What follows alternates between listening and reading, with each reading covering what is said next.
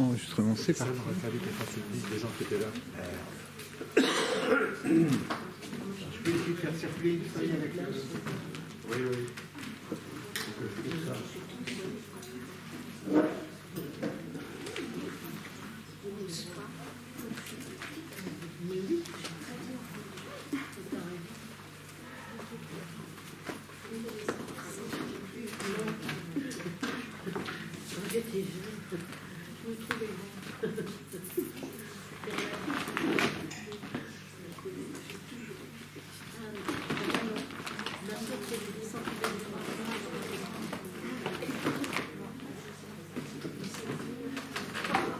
Bien.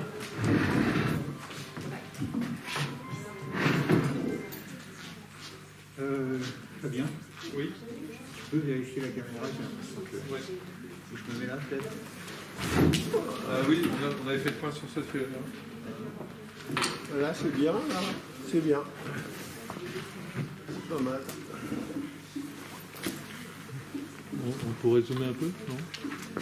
Ah oui, ce serait mieux, oui, Ce serait peut-être. mieux. Un petit zoom. Ah bah oui.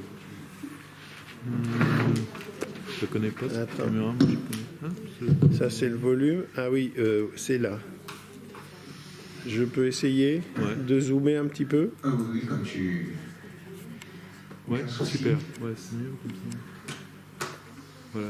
Attends, il y aura encore plus de présence là. Là, Ouais. c'est bien. Très bien. Non? Ouais, ouais. C'est lancé là, l'enregistrement? Ça y est, ça roule, non?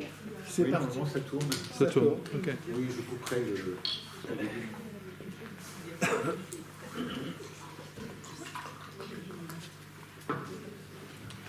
Bien, donc nous sommes heureux aujourd'hui d'accueillir Thierry Catan.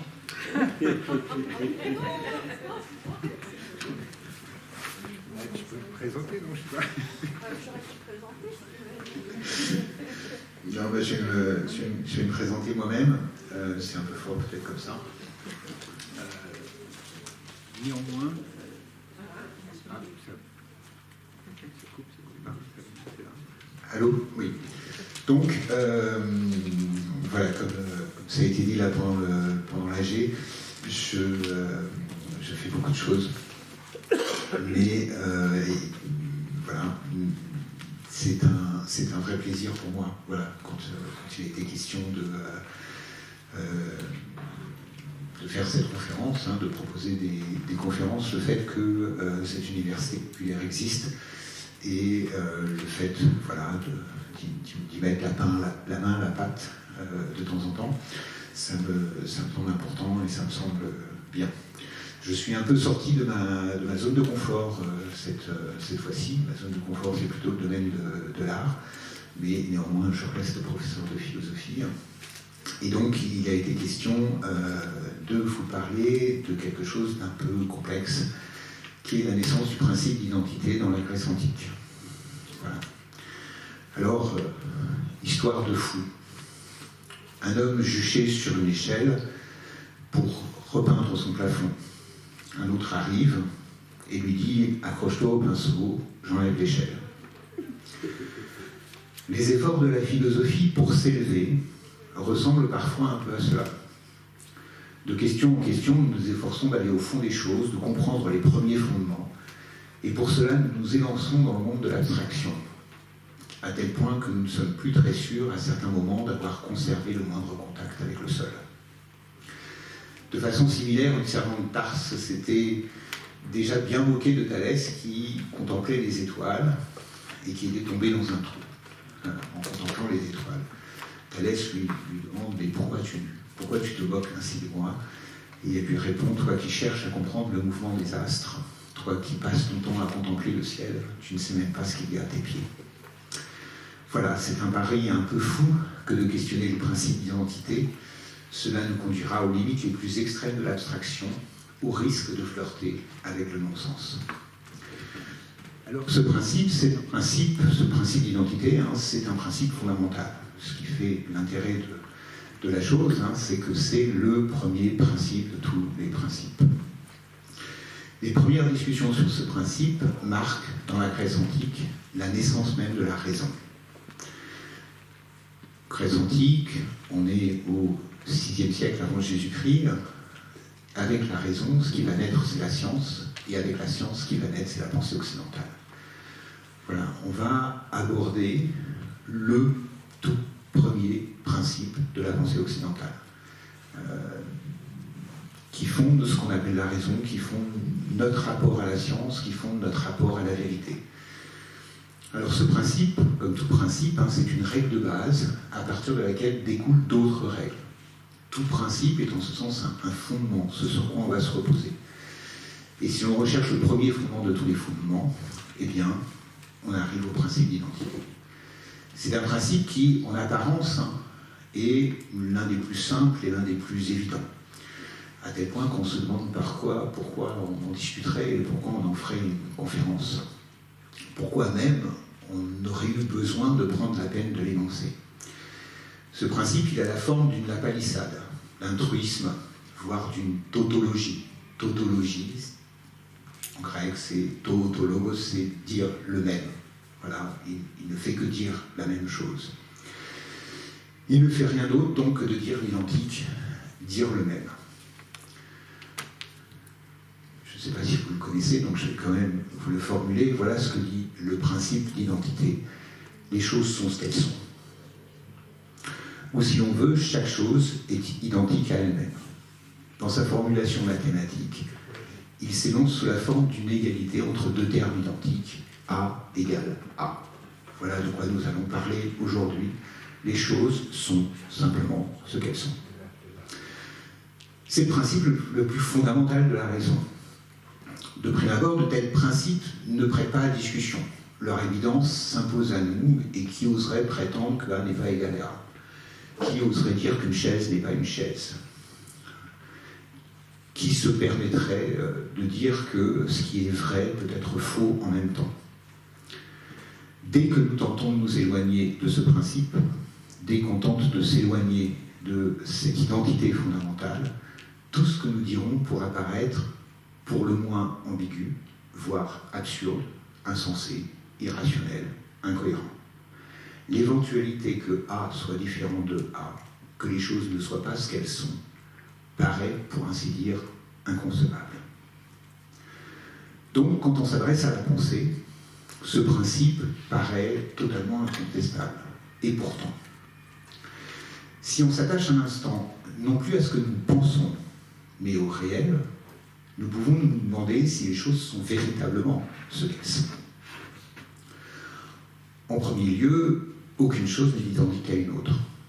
Toutes sont profondément, radicalement différentes. Il n'y a pas une chaise, même dans cette salle où elles se ressemblent toutes, qui est parfaitement identique à une autre. Rien n'est identique dans la réalité à rien. De plus, si on se réfère à nos perceptions, à la façon dont nous percevons la réalité, on voit que les perceptions que l'on a varient d'un individu à un autre. Que ce que vous voyez n'est pas tout à fait ce que je vois, que une fois les choses nous paraissent sous tel angle, une autre fois elles nous paraissent sous un autre angle, une fois nous vivons les choses d'une certaine manière, une fois nous les vivons d'une autre manière. Voilà encore qui fait que dans la réalité, eh bien, les choses paraissent continuellement se contredire. Et une dernière chose, tout aussi fondamentale, c'est que les choses sont mouvantes, les choses changent, les choses ne restent pas ce qu'elles sont. Et comme elles ne restent pas ce qu'elles sont, comme elles ne sont pas stables, eh bien finalement, elles ne cessent elles-mêmes de se contredire, elles cessent de passer, et c'est ça le non-être, c'est ça le changement, elles ne cessent de passer de l'être au non-être et du non-être à l'être. Elles sont un jour quelque chose, et puis elles cessent d'être pour devenir autre chose, et ainsi indéfiniment. Notre vie tout entière est peuplée de contradictions. Les gens changent. Nous aimons une personne et nous la haïssons en même temps parfois. Le ciel est bleu, mais pas tout à fait. Nous disons qu'il ne faut pas mentir à nos enfants, mais nous leur mentons continuellement. Problème fondamental de la connaissance, on a d'un côté la pensée qui nous dit que l'être est et que le non-être n'est pas, qui nous dit que les choses sont ce qu'elles sont et qu'elles ne peuvent pas être autrement. Problème de l'autre côté de la réalité. Quand on perçoit la réalité, quand on essaye de voir les phénomènes autour de nous, on a l'impression que le monde est peuplé de contradictions. que les choses sont continuellement changeantes, contradictoires. Si on entend que la vérité, la connaissance, c'est une pensée qui est conforme à la réalité, il va falloir combler ce gouffre qu'il y a entre un principe, qui est le principe d'identité, et la réalité telle que nous la percevons. Ce gouffre ne va pas être si simple à réduire, et on va voir que sous bien des angles, la chose paraît tragique. Donc,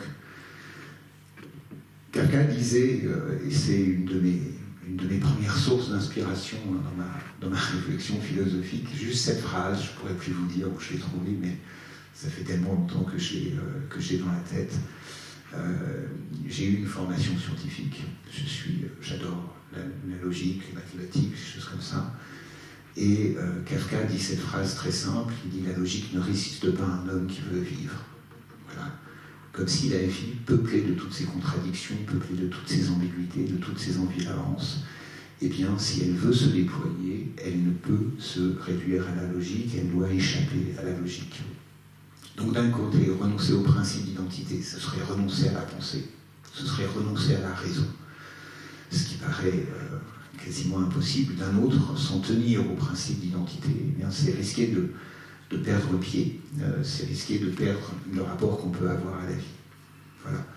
Dès sa naissance, ce principe n'a pas été établi facilement. Dès sa naissance, ce principe d'identité a soulevé de multiples questions. Et c'est à la résolution de ces questions, voire à leur éviction parfois, que nous allons maintenant nous attacher. Voilà, donc je vais tout simplement vous présenter la toute première formulation du principe d'identité chez Parménide. Ensuite, on verra les principaux contradicteurs de ce principe d'identité, qui sont Héraclite et les sophistes. Et enfin, on verra comment Platon et Aristote ont tenté de faire une synthèse de cela, et comment tout ça, surtout parce qu'on va bien sûr parler de logique, on va parler de métaphysique, mais j'aimerais que ça reste pour chacun d'entre vous un peu sensible, et que on puisse entendre ce que ça implique. Voilà. Toutes ces questions un peu perchées et un peu abstraites. J'aimerais arriver à vous faire entendre ce que ça implique dans la vie de chacun d'entre nous et dans la pensée de chacun d'entre nous et dans notre rapport au monde et dans notre rapport à l'autre. Voilà. Donc, première formulation du principe d'identité chez Parménide.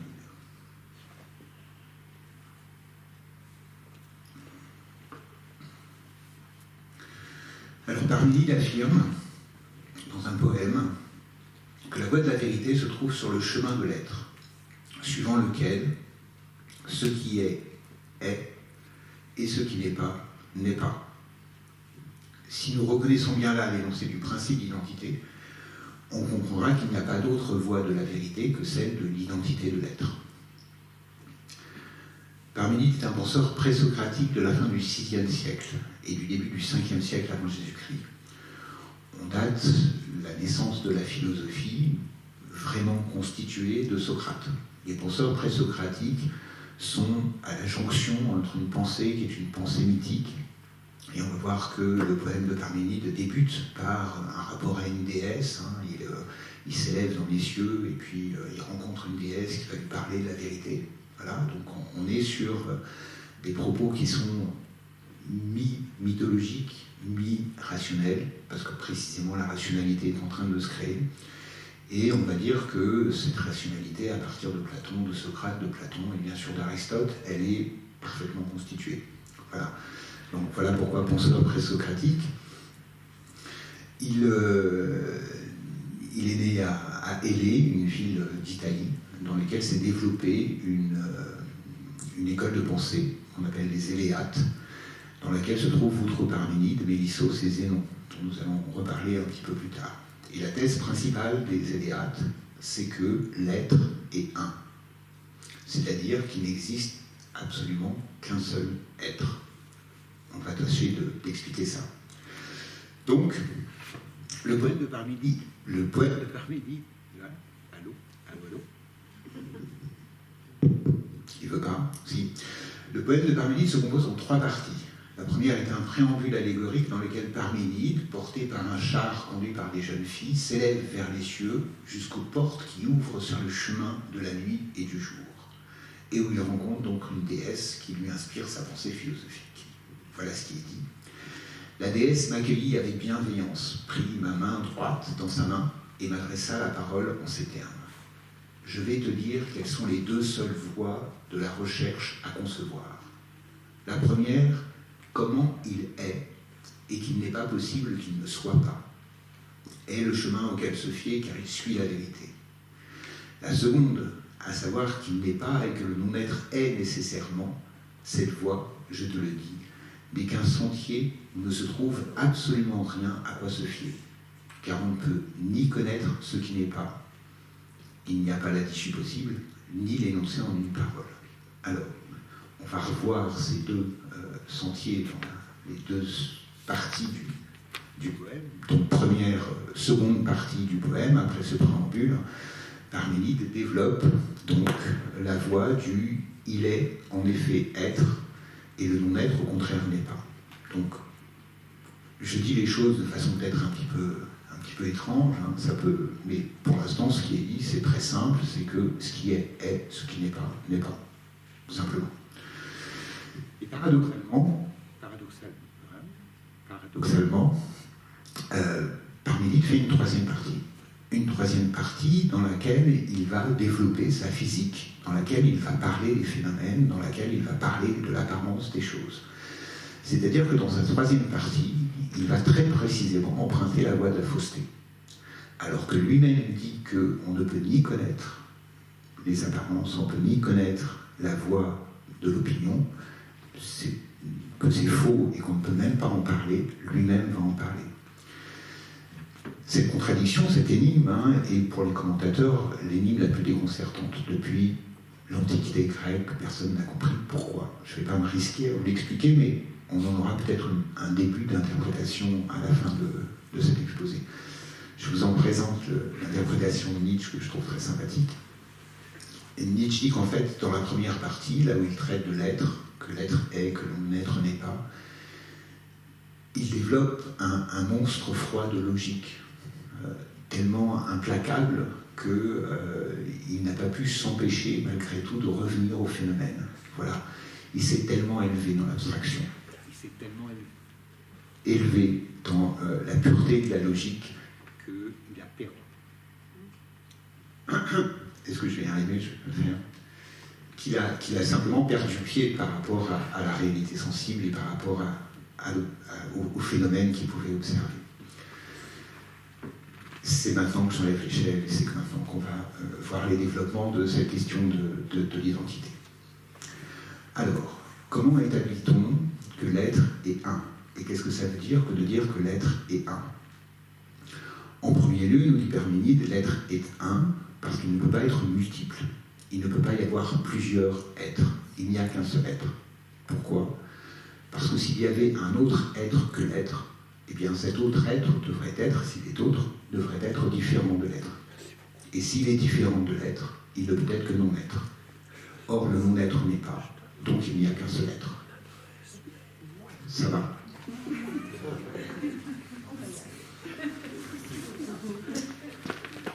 On n'est qu'au début.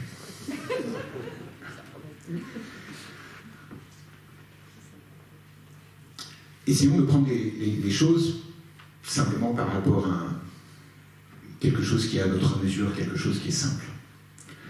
Une table. Une table, disons-nous, est-ce qu'elle est une table? Autrement dit, elle est une.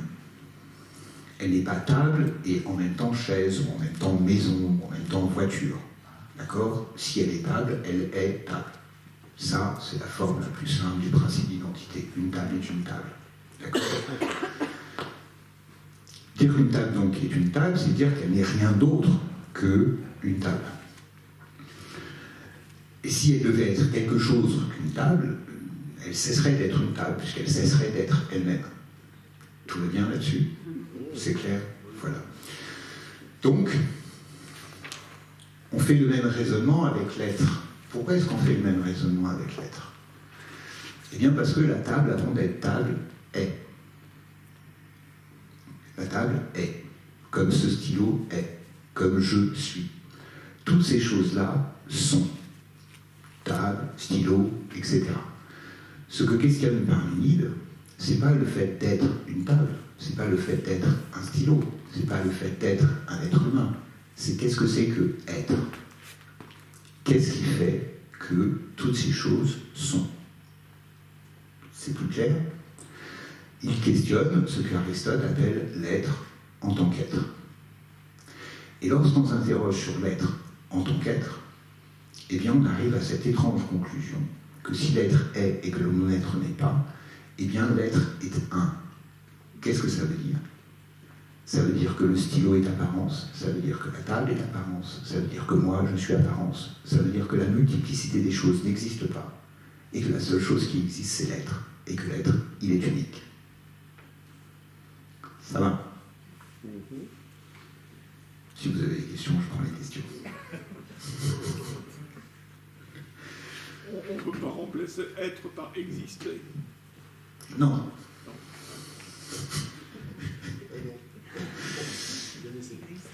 Exister, on peut si vous voulez, mais exister, c'est Être. Exister littéralement, littéralement, c'est... Si je crie et que ça se met... exister littéralement, c'est être hors de soi. Ce qui ne peut pas arriver à l'être. D'accord? Ce qui existe, existe dans le temps. Or, je vais vous montrer que l'être est éternel et absolument immuable, qui ne change pas. D'accord? Ça va? Vous ne savez pas. C'est absurde. On est dans une pensée qui s'efforce d'être parfaitement logique. D'accord? Bien sûr qu'on arrive à des choses qui paraissent très étranges et tout à fait absurdes. Mais entendez bien que chaque chose est. Chaque chose, pour être réelle, est. Et que la question la plus profonde, c'est pas de s'interroger sur qu'est-ce que c'est qu'être un stylo, ou qu'est-ce que c'est qu'être un homme, ou qu'est-ce que c'est qu'être un portefeuille, ou qu'est-ce que c'est qu'être une caméra. La question la plus profonde, c'est qu'est-ce que c'est que être. Ça va?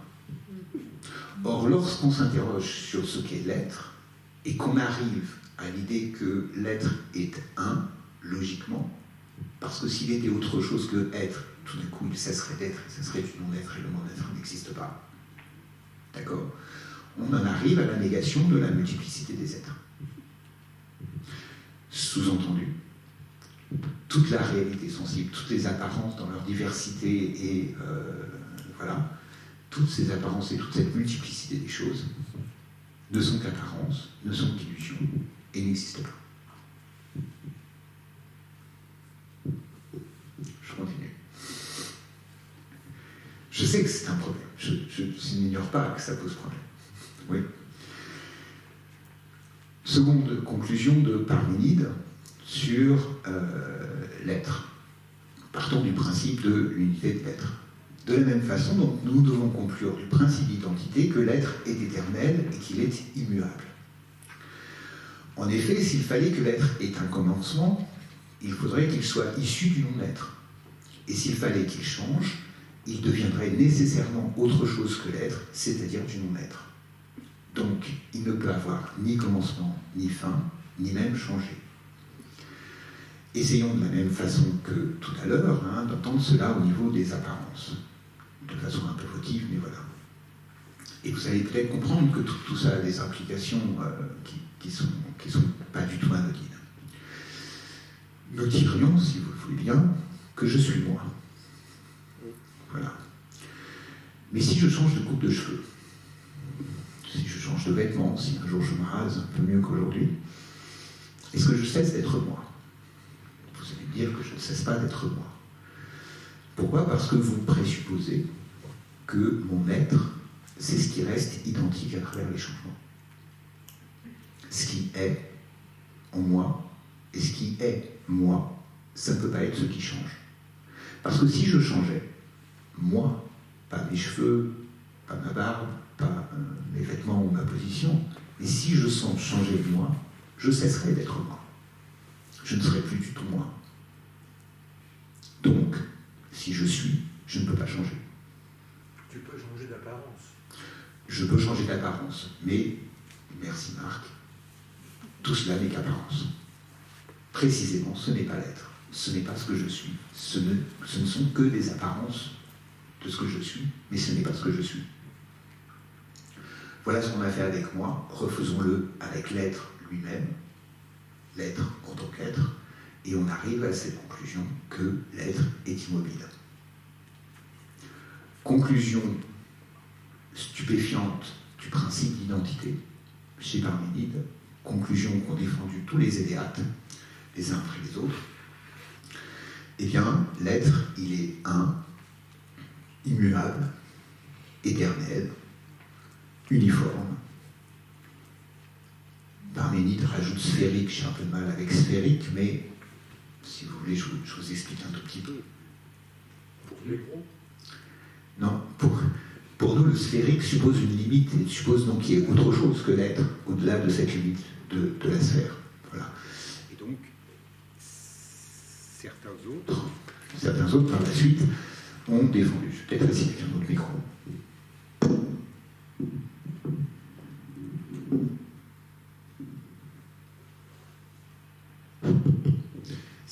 Certains élèves ont défendu que l'être n'était pas sphérique, mais qu'il était illimité. Bon. Le problème, c'est que les Grecs ont une horreur de l'illimité. Ils ont horreur de l'apérum, parce que l'illimité, c'est l'indéfini, c'est quelque chose qu'on n'arrive pas à penser. Voilà. Et du coup, l'être, pour être un, il devait être sphérique, et il est sphérique parce qu'un cercle est en tout point identique à lui-même. Il y a du larcène. Oui, il faut éteindre l'autre micro. Oui, c'est supportable quand même.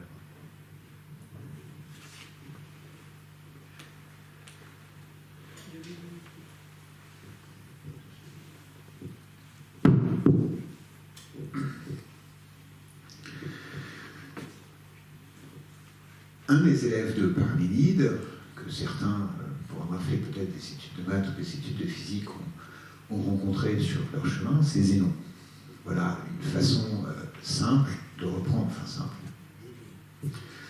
reprendre, la théorie de Parménide sur l'être et sur son immuabilité. Le fait que l'être ne bouge pas, qu'il est toujours identique à lui-même et que le mouvement n'existe pas, que le mouvement est une illusion. Vous connaissez peut-être les paradoxes de Zénon.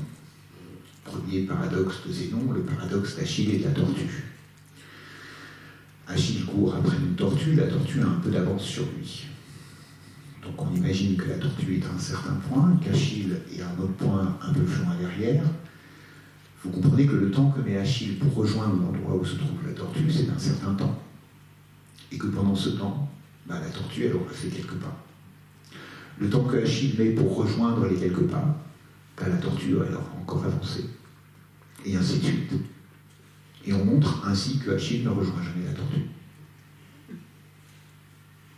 Paradoxe de Zénon, je vous en donnerai une autre interprétation, mais sur le paradoxe de la flèche de Zénon, on peut l'énoncer de différentes façons, soit sur le mode du paradoxe d'Achille et de la tortue, une flèche, pour atteindre son but, doit faire, avant d'atteindre son but, la moitié du chemin qu'il lui reste à faire. Et une fois qu'elle a fait la moitié du chemin, il lui reste encore la moitié du chemin. Et une fois qu'elle a fait la moitié du chemin, il lui reste encore la moitié du chemin. Une fois qu'elle a fait la moitié du chemin, il lui reste encore la moitié du chemin. Une fois qu'elle a fait la moitié du chemin, et ainsi de suite. Et comme il lui restera toujours la moitié du chemin, il n'atteindra jamais son but. D'accord ? C'est-à-dire que, et pour un physicien c'est très sérieux, en mathématiques, la question c'est ça, c'est que vous mettez 1 sur 2 puissance n, c'est-à-dire que vous divisez un nombre quelconque, par 2, puis par 2, puis par 2, puis par 2, puis par 2, puis par 2, puis par 2, puis par 2, vous arrivez à un infiniment petit, d'accord ? À la limite, vous dites, à la limite, à l'infini, on arrive à 0, mais en fait, on n'arrive jamais à 0. Voilà. C'est-à-dire que si on divise les choses à l'infini, on n'est plus capable de comprendre la continuité des choses. D'accord ? Et c'est dans cette continuité des choses que se joue le mouvement. Autre interprétation de la flèche. Encore une fois, ça peut vous paraître bizarre, mais voilà ce que dit Zénon. Il dit, à chaque instant, la flèche est dans son lieu. La flèche est là où elle est, à chaque instant. D'accord? Bon. Et à chaque instant, elle est exactement à l'emplacement de son lieu. C'est-à-dire qu'à chaque instant, elle est au repos. Donc elle ne bouge pas. C'est-à-dire que pour que la flèche bouge, et on va le voir par la suite, mais je vous le dis pour que vous le compreniez, il faudrait qu'à un instant, elle puisse être en même temps là et déjà ailleurs. Qu'elle puisse être là et pas là. Le mouvement, si vous le pensez en continu, et c'est le problème de la continuité, le mouvement, si vous le pensez en continu, vous devez penser que les choses dans le mouvement sont et ne sont pas en même temps. Si A devient non A, d'accord? Un instant, il est A, et puis un autre instant, il est non A. Si je suis assis et que je me mets debout, un instant, je suis assis, un autre instant, je suis debout. On est d'accord avec ça? Bon. Qu'est-ce qui se passe entre les deux? Alors, vous allez dire, là, je suis encore assis, là, je suis encore assis, là, je suis debout. Voilà. Entre les deux points, assis et debout, il y a deux instants. Un, je suis assis, l'autre, je suis debout. Si on pense la continuité entre ces deux instants, dans cette continuité, je suis à la fois assis et debout. Ou alors, vous pensez que les choses sont discontinues, ce qui est tout aussi étrange, et qu'elles procèdent par un pont. Et entre les deux, je ne suis ni assis ni debout. Mais dans tous les cas, le principe d'identité ne fonctionne pas. Ben, c'est le chat de Schrödinger, qui est à la fois mort et vivant, en même temps. Je pense que c'est un tout petit peu différent. Voilà, c'est pas le même type de paradoxe. La physique passe toujours du continu au discontinu. Hein. Quand on fait des statistiques, on commence par une échelle, et puis on rétrécit la largeur des échelons, et on finit par avoir une statistique avec une densité de probabilité. C'est le principe des dérivés des Et intégrales. on arrive à des choses qui paraissent bizarres, comme une particule qui a la probabilité d'être quelque part. Sa probabilité est 1, et si elle est vraiment à un endroit déterminé, on a une surface de 1 sur un point. C'est ce qu'on appelle l'application de Dirac. Oui. C'est difficile à imaginer. Alors, première conclusion. Première conclusion sur Parménide, je ne vous demande pas bien sûr de croire ce que je vous dis, mais juste d'entendre qu'il y a quelque chose qui est tout à fait logique dans ce que je dis, et qu'il y a une rigueur logique qui est implacable. Hein, tout le monde, voilà, c'est Platon vénéré Parménide, mais en même temps le trouvait terrifiant, tout simplement parce qu'on ne peut plus rien faire de ça. Hein. Donc on n'a pas d'autre possibilité ici, hein, si on s'en tient au principe d'identité, de renier les phénomènes, de considérer que tout le monde des apparences n'est qu'un monde d'illusions, pour conserver la valeur absolue du principe de contradiction, ce que firent les Éléates, soit de renoncer au principe d'identité, de renoncer à la logique, et au principe d'identité, c'est ce que fera Héraclite par la suite. Donc Parménide est résolument du côté de la logique. Donc l'être est un, uniforme, éternel, immuable. Sur la même voie, certains autres Éléates iront même jusqu'à dire qu'on ne peut pas dire que l'être est immuable, on ne peut pas dire qu'il est multiple, parce que dire qu'il est multiple, qu'il est un, parce que dire qu'il est un, c'est déjà dire qu'il est être, et en même temps qu'il est autre chose que être, c'est-à-dire qu'il est un. C'est-à-dire qu'on arrive par le principe d'identité, à ne pouvoir dire que l'être est. Point. Et que dès qu'on dirait quelque chose, donc certains vont dire il n'est ni limité ni illimité, il n'est ni ceci ni cela, il n'est ni uniforme ni multiple, ni etc. Voilà. Pour préserver l'unité et l'identité absolue de l'être. Alors, ceux qui connaissent un petit peu, hein, c'est des choses qui ont énormément servi les théologiens pour la pensée de Dieu, hein, qui était l'être, toute la théologie négative, qui disait qu'il est ni ceci, ni cela, ni infini, qui disait qu'il est impossible de se représenter Dieu parce qu'il est l'un, l'être absolu, etc. Voilà. Maintenant, Ça a aussi une influence, hein, c'est ce que je voudrais vous montrer dans cette conférence, ce monstre froid de logique. Vous comprenez maintenant ce que disait Nietzsche. Ce monstre froid de logique a aussi une influence sur notre pensée et sur notre façon de. Donc il reste quand même que dans la troisième partie du poème, Parménide propose une physis, c'est-à-dire une physique, c'est-à-dire propose une étude des phénomènes, alors que lui-même a dit que c'était impossible, comme je vous le disais, qu'on ne peut pas parler des choses qui ne sont pas, qu'on ne peut pas les connaître, que tout ça est faux. Lui-même, on propose une physique. Alors, qu'est-ce qu'on peut conclure? Certains diraient simplement que Parménide se levait le matin, qu'il voyait les oiseaux chanter, qu'il voyait le soleil se lever, qu'il voyait les oiseaux se coucher. Tout simplement qu'il vivait comme tout le monde et que jusqu'à un certain point, il ne peut pas croire ce qu'il dit lui-même. C'est-à-dire qu'on est confronté à une réalité, on est confronté à quelque chose qui est là. Et même si la logique nous dit qu'il n'est qu'un seul être et que cet être est immuable et que cet être est absolu et qu'il n'y a rien d'autre que cet être et que tout le reste est faux, eh bien, on doit vivre avec ça et on doit néanmoins penser la diversité des choses de façon très très jolie par rapport à ce monstre de logique. Parménide pense donc dans sa physique qu'il n'y a pas que l'être, mais qu'il y a trois principes: le jour, la nuit et l'amour. Et que toute chose est le produit de la lumière, de l'ombre et de l'amour. Voilà.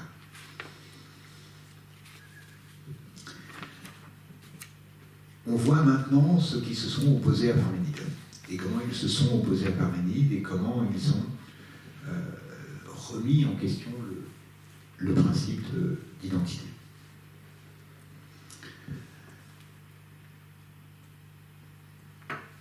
Si la thèse de Parménide marque donc les débuts de la raison, les tout débuts de la raison, nous pouvons dire tout aussi bien qu'elle achève la raison à peine l'ayant commencé. Puisque une fois qu'on a dit ça, eh bien, on ne peut plus rien faire avec cette raison et on ne peut plus rien penser.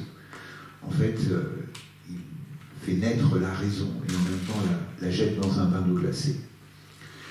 Puisqu'il établit qu'à s'en tenir au principe d'identité, on ne peut finalement absolument rien penser d'autre que l'être. Tout effort pour penser les phénomènes, toute volonté de rendre compte de la réalité telle qu'elle nous apparaît, nous oblige à sortir du carcan de l'être et de son identité, pour admettre l'existence de la multiplicité des êtres, ainsi que leur caractère foncièrement changeant.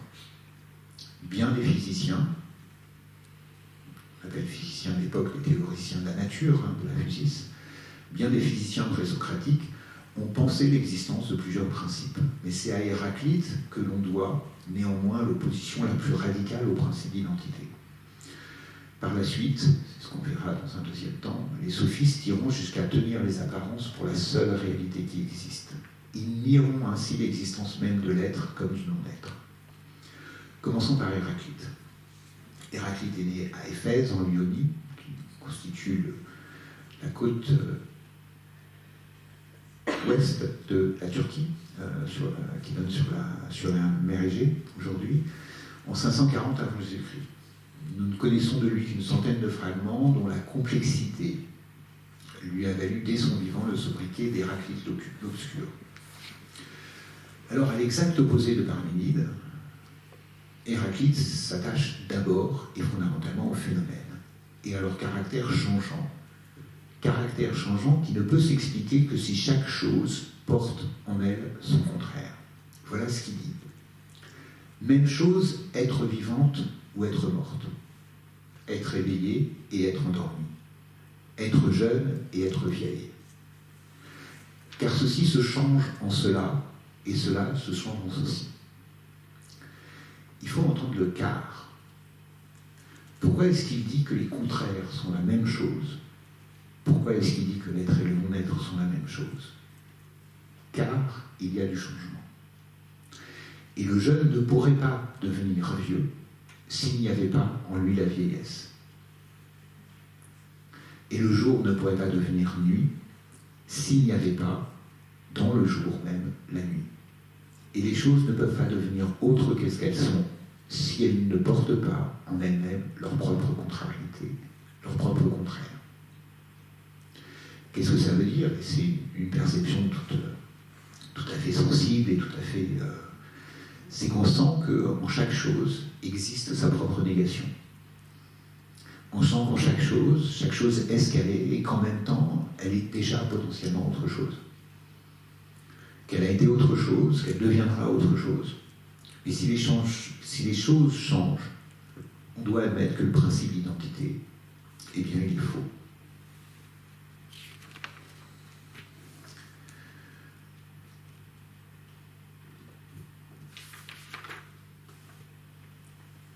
Donc, pour que l'enfant devienne adulte, il faut qu'il y ait en lui quelque chose de l'adulte qui va combattre l'enfant. Pour que le jeune devienne vieillard, il faut qu'il y ait de la vieillesse en lui qui combatte sa jeunesse et l'emporte. Comme le reconnaîtra plus tard Platon, tout ce qui est en devenir est à la fois et n'est pas. D'accord ? C'est-à-dire à chaque instant, toutes les choses sensibles, tout le monde sensible, vous, moi, voilà, tout est en devenir, toutes ces choses-là, eh bien, vivent, sont, existent dans une pleine contradiction. Pourquoi tout ? On pourrait se demander, peut-être qu'il y a des choses qui persistent et d'autres qui ne persistent pas. Pourquoi tout ? La réponse d'Héraclite à cela est assez simple. Il dit les choses existent précisément à travers la contradiction. Non seulement chaque chose porte en elle la contradiction, mais notre être même est fait de contradictions. Toute notre existence n'est qu'un combat de contraires. Nous avons en nous l'amour et la haine, nous avons les choses ont en elles la souplesse et la dureté, la froideur et la chaleur, et c'est le combat que se mènent ces choses contraires en elles qui les font exister, à proprement parler. Donc, penta rei, tout s'écoule, absolument tout, rien ne demeure, tout passe et rien ne demeure, nous dit-il, en comparant les choses au courant d'un fleuve. Il ajoute, phrase célèbre, que tu ne saurais entrer deux fois dans le même fleuve. Voilà. Il reste qu'Héraclite soutient qu'il y a un certain logos, qu'il y a un certain ordre du monde, que si tout change et tout se transforme, ça ne veut pas dire qu'il n'y a pas la possibilité de penser dans ces transformations un certain ordre, qu'il n'y a pas une pensée qui régisse là, mais cette pensée est une pensée, un logos en grec est un logos qui l'identifie au feu. Voilà. C'est-à-dire c'est un logos qui doit avoir le mouvement, la force, la puissance que peut avoir le feu. On reste chez les physiciens, on reste chez les présocratiques. Je ne m'attarde pas sur la métaphore du feu et sur ce qu'elle pourrait signifier et comment le feu est divinisé chez les uns, comment l'eau est divinisée chez les autres. Je m'en tiens juste à ce constat que dès l'Antiquité, Héraclite était même un peu plus vieux que Parménide, il y a bien un certain nombre de penseurs qui ont dit non, l'être est et le non-être n'est pas, c'est faux, parce que toute chose est et n'est pas en même temps, en pensant simplement à la question du mouvement. Bon. Là où les choses se compliquent, je ne sais pas, mais deviennent plus prégnantes, plus poignantes, en un sens, je pensais en rigolant, là où je risque mon poste de professeur de philosophie, c'est avec les sophistes. Voilà. L'attaque la plus virulente qui a été portée contre la logique, qui a été portée contre la pensée rationnelle, qui a été portée contre ce principe d'identité, on la doit aux sophistes. Bon, là où je risque mon poste, c'est que je vais défendre les sophistes. Voilà. Étudiant, je me suis intéressé aux sophistes, c'est pas une question que j'ai commencé à aborder juste là. Je me suis beaucoup intéressé aux sophistes et je me suis permis d'avancer un argument des sophistes, d'avancer une des thèses des sophistes en question dans un amphithéâtre à un professeur de philosophie. Il m'a répondu en substance, monsieur, si vous posez de telles questions, vous n'avez rien à faire dans un amphithéâtre de philosophie. Voilà. C'est peu dire que d'affirmer que les sophistes ont dans le monde de la philosophie une sale réputation. Ils passent littéralement pour les escrocs de la pensée, prêts à affirmer tout et n'importe quoi, pourvu que ça leur rapporte un peu d'argent. Ils passent maîtres dans l'art de l'illusion, de la manipulation, du raisonnement fallacieux, qui d'ailleurs a fini par prendre son nom. Un sophisme, c'est un raisonnement fallacieux. Et ce qui est très intéressant, si on regarde le petit Robert, c'est que Robert ajoute sophisme est un paralogisme, quelque chose qui s'oppose à la logique, qui n'est pas logique.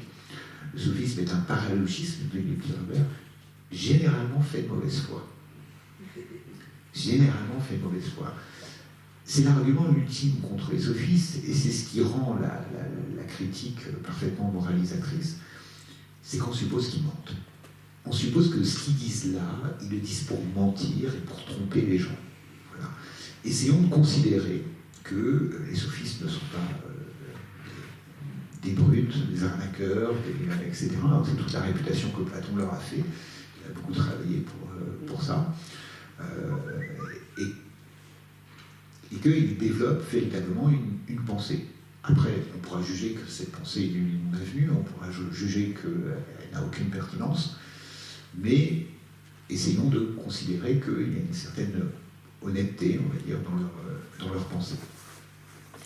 Donc force est de reconnaître tout de même, même si les attaques, même si la sophistique, c'est pour le philosophe, c'est la peste, ce qu'il faut écarter à tout prix. Force est de reconnaître que, à la naissance même de la philosophie, et Platon et Aristote ont bien souvent comme principal interlocuteur des sophistes. C'est-à-dire que la philosophie se construit en opposition à la sophistique, et que si elle se construit en opposition à la sophistique, c'est qu'aussi, à un moment, elle juge qu'on ne peut pas écarter la sophistique comme ça, juste d'un geste de la main, mais qu'il y a, dans ce qu'ils avancent, peut-être une certaine vérité.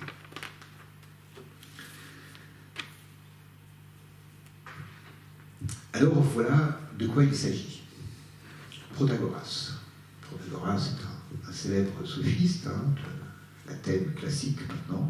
On arrive au 5e, 4e siècle avant Jésus-Christ.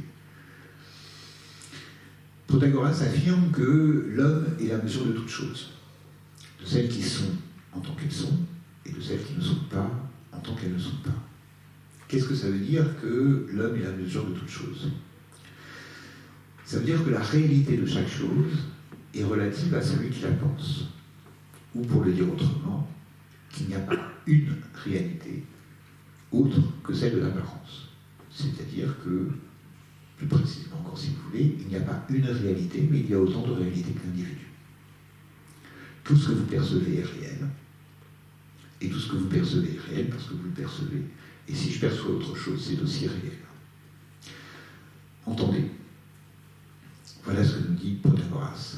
Un homme qui mange un plat et qui trouve que ce plat est amer et que ce plat lui paraît amer. Ce plat est pour lui amer. Un autre goûte le même plat et lui le trouve doux. Alors, il est doux pour lui. D'accord ? Ce qu'on vient de faire et ce qu'on vient de dire, c'est que ce qui paraît, c'est ce qui est.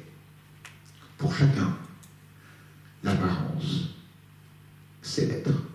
Il n'y a pas de distinction à faire entre ce qui apparaît et ce qui est.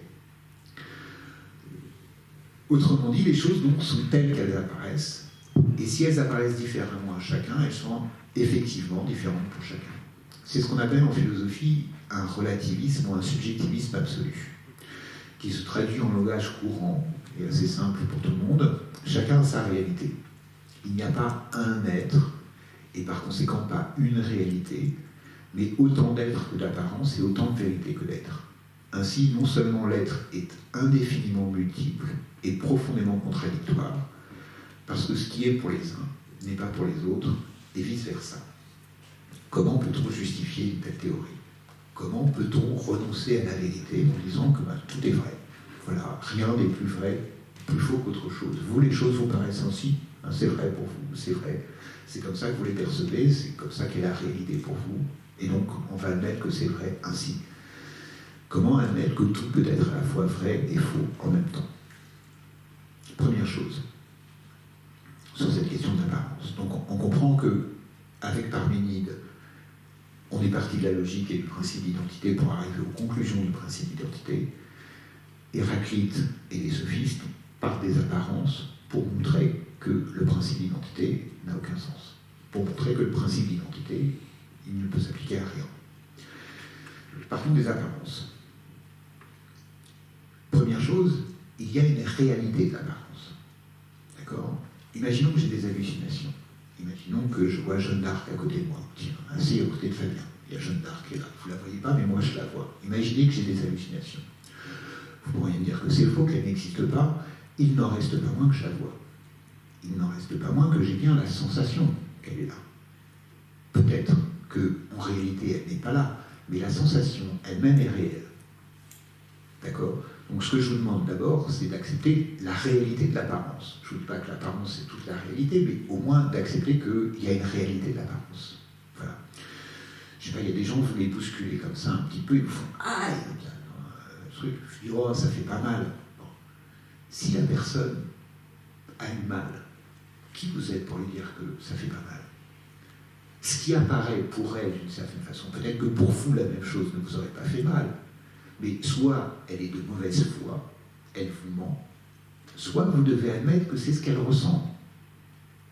Vous faites ça avec les enfants. Vous les amenez, les petits-enfants, vous allez les amener sous la douche, truc, et tu dis, bon allez, on va mettre le shampoing maintenant. Et puis vous n'avez même pas commencé à mettre une goutte de shampoing, qui se mettent à hurler, ah ça pique, ça pique, ça pique, arrête, ça pique les yeux. Et maintenant ça ne pique pas, j'ai pas mis de shampoing. Ben, n'empêche que la perception qu'a l'enfant, c'est que ça pique.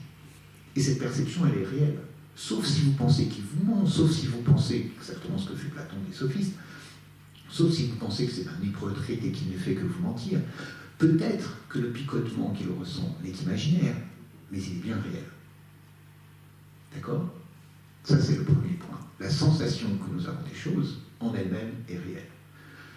Deuxième point. Cette sensation et ces apparences constituent notre réalité. Nous vivons dans la réalité telle qu'elle nous apparaît. Vous pouvez me dire que cette réalité n'est pas vraie, néanmoins, c'est avec elle que je vis. Vous pouvez me dire que Jeanne d'Arc n'est pas là, mais quand elle me parle, je l'entends et je suis bien obligé de faire avec le bruit qu'elle fait pendant que je fais la conférence. D'accord ? Si elle se met debout devant moi et que je n'arrive plus à vous voir, ben elle se met debout. Vous pourriez me dire qu'elle n'existe pas, mais moi je ne vous vois plus, c'est un fait. D'accord ? Donc, les apparences sont bien réelles. Il y a bien une réalité de l'apparence. 2, cette réalité de l'apparence, c'est la réalité que nous vivons. Mettons que je pense que Dieu est une illusion, que c'est n'importe quoi, que c'est... Voilà. Mais la personne qui a la foi, Dieu lui est même pas apparu, mais il lui paraît à cette personne que Dieu existe. Il lui semble que Dieu existe. Elle a quelque part quelque chose, une intuition, son opinion, son sentiment de la chose, c'est que Dieu existe. Eh bien, sa vie comporte Dieu, réellement. Peut-être qu'il n'existe pas, me direz-vous, mais sa vie, elle l'amène avec Dieu. Elle lui parle, elle fait des tas de choses pour lui obéir, voilà. Cette personne vit dans la réalité qui est la réalité telle que les choses lui apparaissent. D'accord ? Je vais aller sur des trucs problématiques, et encore une fois, pour que vous compreniez la phénomène, un raciste pense réellement que les Noirs, les Arabes, je ne sais pas quoi, c'est réellement la façon dont les choses lui apparaissent. Vous pouvez l'aborder en lui disant « t'es hypocrite, c'est pas vrai, tu penses pas ça, tu dis ça que pour m'embêter », mais ça n'a pas de sens.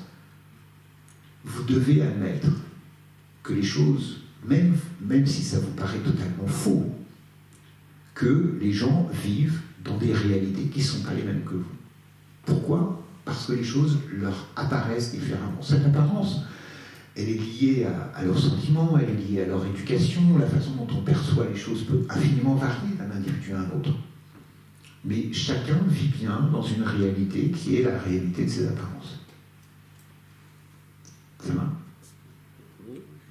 Troisième point, troisième degré. L'ultime degré qui fait que les sophistes vont être exclus de la philosophie. Troisième degré, il n'y a rien d'autre que des apparences. Troisième degré, qui va me dire ce qu'est l'être au-delà des apparences que je perçois ? Est-ce que c'est les apparences que perçoit Fabien qui sont vraies et donc les miennes qui sont fausses ? Est-ce que c'est des apparences à vous ? Est-ce que c'est juste parce que vous êtes tous nombreux là à ne pas voir Jeanne d'Arc que vous allez me traiter de fou et que mon apparence n'existe pas alors que les vôtres existent ? À quoi oppose-t-on une apparence ? À la réalité ? Non. On oppose une apparence à d'autres apparences. On oppose une perception du monde à d'autres perceptions du monde. Il n'y a que des perceptions du monde. Il n'y a pas de monde. Il n'y a que des perceptions du monde. Il n'y a pas d'être. Il n'y a que des apparences. La seule réalité qui existe pour chacun, ce n'est que l'apparence.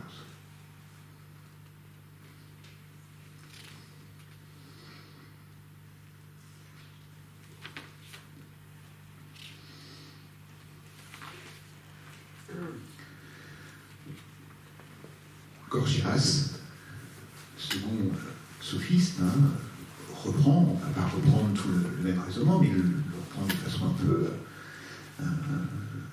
drôle, enfin moi je trouve ça drôle, mais c'est-à-dire qu'il reprend le raisonnement de Parménide. D'accord, il procède de façon hyper logique comme Parménide. Alors, comme vous allez l'entendre, les sophistes ne reconnaissent absolument pas le principe de contradiction. Les sophistes disent que tout peut être vrai, que rien n'est plus vrai ou plus faux qu'autre chose, donc le principe de contradiction, ça ne les intéresse pas. Mais là, Gorgias s'applique à utiliser le principe de contradiction, s'applique à utiliser le principe d'identité pour montrer à quel point ce principe d'identité est absurde. Et donc Gorgias écrit gentiment un traité du non-être, dans lequel il écrit, dans lequel il développe la thèse suivant laquelle l'être n'est pas. Précisément, rien n'existe. Première partie, pour commencer, il affirme que rien n'existe, ni l'être, ni le non-être. Que le non-être n'existe pas, c'est assez simple à montrer, il est d'accord avec Parménide là-dessus. Mais que l'être n'existe pas, c'est plus compliqué à montrer. Cela tient à ses propriétés, parce que s'il existait l'être, et c'est ce que vous avez senti, en quelque sorte, lorsque je vous ai énoncé les propos de Parménide, lorsque Hélène a dit que c'était absurde, il suffit de prolonger un petit peu ces propriétés de l'être telles que Parménide le pose, pour montrer qu'elles sont contradictoires. S'il existe, il devrait être à la fois limité et illimité, à la fois un et multiple, et comme il ne peut pas être les deux à la fois, il n'existe pas. Allons un tout petit peu plus loin. Même s'il existe quelque chose, l'homme ne peut l'appréhender. On est bien sur cette idée-là, puisqu'il y a la parole et puis il y a l'être. Si la parole est autre chose que l'être, si la parole est autre chose que l'être, la parole ne peut pas dire l'être. Si la pensée est autre chose que l'être, la pensée ne peut pas dire l'être, puisque précisément elle n'est pas de même nature que l'être, précisément elle est autre que l'être. Donc, une pensée ne peut pas être identifiée à l'être, ne peut pas être conforme à l'être, puisqu'elle est autre chose que l'être. Je vais dire autrement, si ce que je perçois, ce ne sont que des apparences, eh bien je ne peux pas penser les réels, puisque les apparences, ce n'est pas le réel. Donc si vous me dites que tout ce que je perçois n'est qu'apparence, à ce moment-là, je dois renoncer tout simplement à la possibilité de penser, d'appréhender l'être, puisque je ne peux pas le percevoir. Voilà. On peut s'étonner que quelqu'un qui ne reconnaît aucune pertinence au principe de contradiction en use avec une telle force. Il ne fait en réalité que prendre au piège la pensée idéalectique en la prolongeant et en montrant toutes les incohérences. Non pas que ces incohérences le gênent, mais elles prouvent tout du moins que l'identité de l'être revient à renoncer à l'être ou à renoncer à le penser ou à renoncer à en parler. Voilà. Alors, quel sens je donnerais à la sophistique? Comment on peut aborder cette idée-là que chacun aurait sa réalité, que chacun aurait sa vérité? D'abord, il faut l'accepter. Ils ne sont pas très philosophes, et en ce sens-là, on ne peut pas dire qu'ils recherchent la vérité. Quelle idée de rechercher la vérité si tout ce que l'on pense est vrai? La vérité n'est pas un problème, au sens où, tout simplement, voilà, il n'y a pas de connaissance à établir. Si la vérité n'existe pas plus que l'erreur ou la fausseté, ce que chacun pense étant vrai, il n'y a pas besoin de rechercher la vérité. Deuxième interprétation, est-ce qu'ils font ça pour gagner de l'argent? Est-ce qu'ils font ça pour tromper? Est-ce qu'ils sont de mauvaise foi? Est-ce qu'en fait ils pensent qu'il y a une réalité et qu'ils jouent juste des apparences pour tromper les gens et pour les amener à penser tout et n'importe quoi? Socrate et son disciple Platon ont beaucoup fait pour que l'on pense que les sophistes n'avaient pas d'autre but que de manipuler les foules. et de leur soutirer de l'argent, mais cette interprétation toute négative est bien sûr totalement insuffisante. Je voudrais développer ici assez brièvement, parce que ce n'est pas mon sujet, mais c'est néanmoins une des conséquences de mon sujet qui me paraît importante. Je voudrais développer ce que j'appellerais la dimension sociale et éthique de la sophistique. Le discours, nous disent les sophistes, a la puissance de modifier la façon dont les choses nous paraissent, de les faire paraître autrement. D'accord ? Donc le sens du discours, la parole, fait exister les choses. Le rapport que les sophistes à la parole n'est pas de dire que la parole permet de dire les choses, comme s'il y avait la parole qui renvoyait un être. La parole fait naître les choses. La parole fait exister les choses. Dans l'évocation, dans la voix, on fait apparaître des choses. On est dans un monde, si vous voulez, qui est le monde du conte. Je vous parle et je fais exister les choses pour vous d'une certaine façon. Vous parlez, vous les faites exister pour moi d'une autre façon. Et au fur et à mesure qu'on parle, les choses se transforment et se modifient. Notre perception et notre rapport au monde se transforment. Donc la question n'est pas de dire la vérité. La question, c'est d'échanger la façon dont les choses nous paraissent. Et essayer de voir si on peut trouver une réalité commune, si on peut trouver une action commune, si on peut trouver un moment commun où les choses paraîtraient en accord. Si l'on devait tirer une leçon donc, de la sophistique, ce n'est pas que les choses sont telles ou telles, mais qu'il existe une infinité de réalités. Une infinité de façons de percevoir et de sentir les choses et de se les représenter. Aucune n'étant plus vraie qu'une autre, nous n'avons qu'à nous demander laquelle nous convient le mieux et comment changer ou moduler notre perception de la réalité.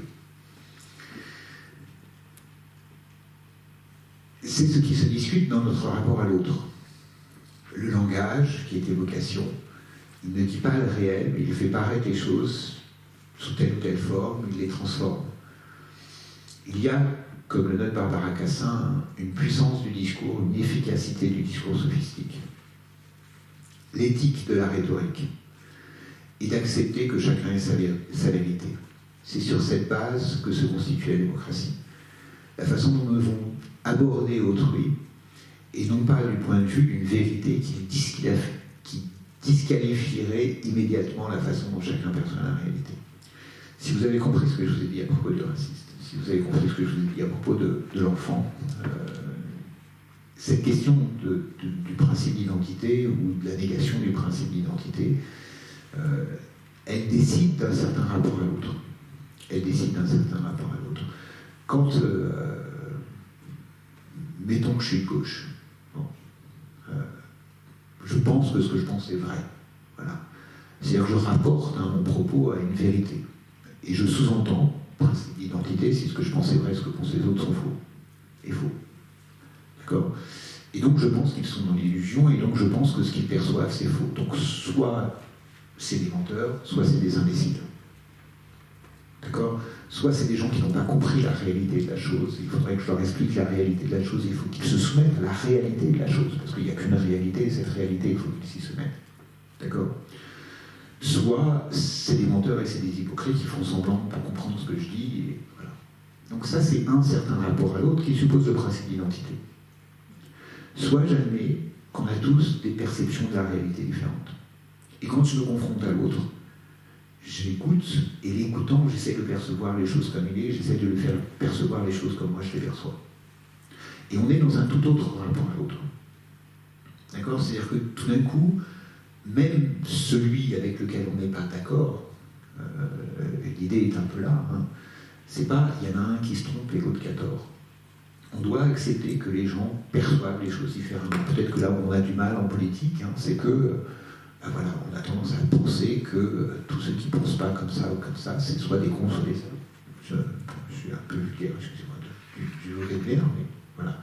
Comment est-ce qu'on pourrait, dans une démocratie, s'écouter les uns les autres et entendre que la réalité de telle personne, dans tel village, dans tel lieu, ou de tel ouvrier, ou de telle chose, comment pourrait-on avoir une conscience de la réalité de ces gens-là.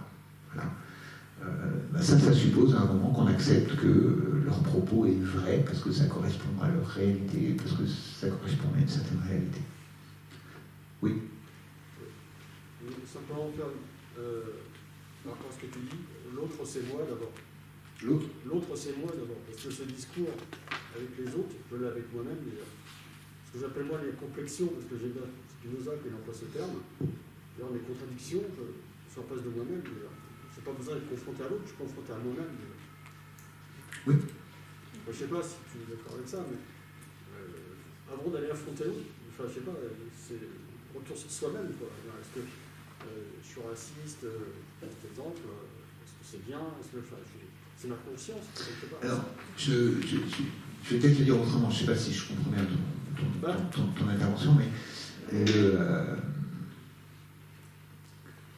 je passe de la philosophie à la littérature, et avec un rapport extrêmement sérieux à la littérature qui dit que la vie n'est que littérature, qui dit que le monde est un discours, qui dit que la vie est un discours, et que si on comprend qu'il y a une infinité de façons de percevoir les choses, de se représenter les choses, de nommer les choses, d'accord ? Eh bien, il y a une infinité de réalités possibles, et que dans le discours, ce qui se joue, c'est cela. Alors, ce que je peux me dire à moi-même, c'est que quand je perçois les choses, je peux essayer de réinventer la façon dont j'écris les choses et dont je nomme les choses, et je peux réinterroger cette façon-là, si c'est de ça dont tu voulais parler. Voilà. Mon premier interlocuteur, c'est moi. Parce que là où je parlais d'éthique, c'est dans ce rapport à l'autre. C'est vraiment d'accepter que ce qu'il dit n'est pas soit vrai, soit faux, mais que ce qu'il dit correspond à quelque chose que la personne vit, qu'on ne comprend pas, qui est vraiment différente de la nôtre, puisqu'on n'est pas dans la même réalité. Et que le rapport éthique est le rapport du dialogue dans lequel ces réalités se confrontent, se mêlent, s'écoutent, se lient ou se lient pas. Voilà. Oui. Ce qui se dit là, ça me fait penser aussi du rapport aux morts. Le mort qui reste vivant, enfin la réalité d'un mort qui pour d'autres va être vivant. Je ne sais pas si... Oui, non mais en fait... C'est absurde parce que ça a été une des fortes critiques de l'idiotie de dire que quelqu'un puisse être ressuscité. Enfin bon, je mélange les deux, mais justement c'est cette proximité qui est intéressante à analyser et à comprendre. Enfin, la réalité telle que nous l'apercevons, c'est la première chose qui me vient. Tu m'excuseras, Christian, je ne dois pas m'excuser, c'est plutôt sympathique. Ton pull me fait penser à mon père. Voilà. Mon père n'est pas mort. J'allais dire Dieu merci. Enfin, bref. On est peuplé de souvenirs. On est peuplé de souvenirs des gens qu'on a connus, on est peuplé de souvenirs de gens qui ont disparu, ou des gens qu'on ne voit plus, ou des gens qu'on voit encore. Et tout ce que l'on perçoit, on le perçoit avec tous nos souvenirs, avec toute notre histoire, avec toute... Et finalement, ce qui fait que l'on va percevoir tel pull ou telle chose, de telle ou telle manière, et que ça va évoquer pour nous, et que ça va produire en nous telle ou telle impression, telle... Voilà. Donc, oui, il y a des tas de choses qui sont disparues, qui sont encore présentes, et qui font notre perception présente des choses. Voilà. Je passe à la troisième partie. Voilà. Sur la synthèse platonicienne et sur la façon dont Platon et Aristote ont essayé de faire une sorte de synthèse de l'impératif parménidien et de la nécessité malgré tout de penser le multiple et de penser le mouvement. Voilà. Comment en fait la philosophie s'est constituée, parce qu'elle ne s'est constituée ni chez Parménide, vous l'avez compris, ni chez les sophistes eux-mêmes. Le principe d'identité, et avec lui le principe de contradiction et le principe des tirs exclus qui font la logique, ces principes ont dû à un moment inclure la question du mouvement, ont dû à un moment inclure la question du multiple, et la question est de savoir comment ça a pu se produire pour comprendre comment se constitue donc la pensée rationnelle ou la pensée occidentale. Donc Platon, 428 avant Jésus-Christ, est un philosophe, le philosophe, diraient certains, qui fut disciple de Socrate. Socrate lui-même n'a rien écrit, presque tous les écrits de Platon mettent en scène Socrate qui dialogue avec différents interlocuteurs. Donc, des fois on passe de Platon à Socrate comme si c'était un peu la même personne, mais il y a quand même quelques différences. Ainsi, il est bien souvent difficile donc de les distinguer. Dans le Sophiste, un ouvrage de Platon, dans lequel on va s'interroger, hein, les interlocuteurs et les dialogues vont s'interroger sur ce qu'est un sophiste. D'accord ? Eh bien, dans ce sophiste, Platon reconnaît la nécessité d'un parricide. Il dit il faut à un moment qu'on tue le père, et le père c'est Parménide, et qu'on reconnaisse que le multiple existe. Alors, deux choses étranges au départ, hein, que ce parricide ait lieu ici dans le sophiste. La première chose, c'est que ce n'est pas Socrate dans le dialogue qui fait le parricide. C'est un étranger. C'est fou. Il n'a même pas de nom. C'est un étranger. C'est l'étranger qui va introduire le multiple dans l'un. D'accord ?